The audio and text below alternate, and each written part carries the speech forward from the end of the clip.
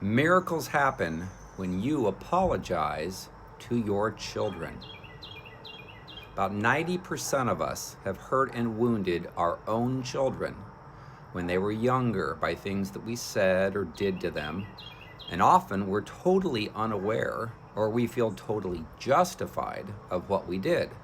It was usually because we were not healed from our own soul wounds, from our parents and others. Maybe we were sexually violated, maybe we were exposed to pornography. And then due to having unforgiveness for those who hurt us, having pride, we allowed demonic spirits to attach to our soul, which is our mind, will, and emotions, and give us thousands of thoughts every day. Thus, we will hurt our own children by our own words and actions, and very few adults ever say that they're sorry to their children for what they did. Their pride causes them to refuse to humble themselves and say they're sorry and ask their children to forgive them. Thus, there's often a wedge between ourselves and our children as they grow into adults, and then they struggle with feelings of rejection, unworthiness, hatred, belittling, being not smart enough, not good enough, betrayal, even abandonment toward their parents. Every child's heart would be miraculously mended and healed if only their parent apologized for how they treated them, and then their children's souls would be delivered from demonic spirits because they would lose their legal rights due to the lack of forgiveness.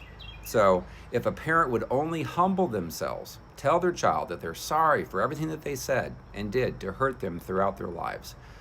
A child wants to feel loved, and they want their parent to tell them how proud that they are of them. So I would suggest to everyone to reach out to your children, even today. Tell them that you're sorry for everything that you did or said that hurt them.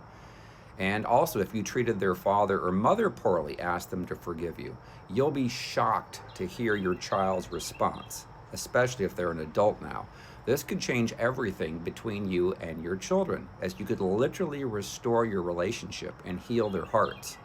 So it's always important to seek the forgiveness of those that we have hurt, even if it's hard to do. Jesus said that if your brother or sister has something against you, first go and be reconciled to them. Matthew chapter 5, verses 23 through 24.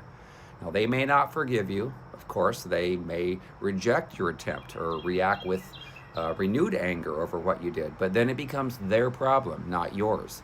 You will have done everything that you could to let them know that you regret what happened and that you want their forgiveness. That's what's important to God. The Bible tells us to bear with each other, forgive one another if any of you has a grievance against someone, which is Colossians chapter 3, verse 13.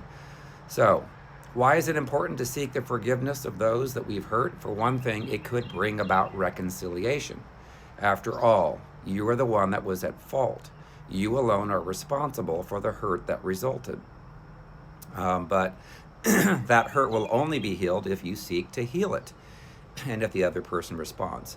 But now that you've given your life to Christ, you have another important reason to seek the forgiveness of those you've hurt. It's this: you now have an opportunity to tell them how God has forgiven you and how he can forgive them also. No matter how much you've wronged others, it's small compared with the wrongs that we've committed against God. And yet he still loves us, and Christ stands ready to forgive.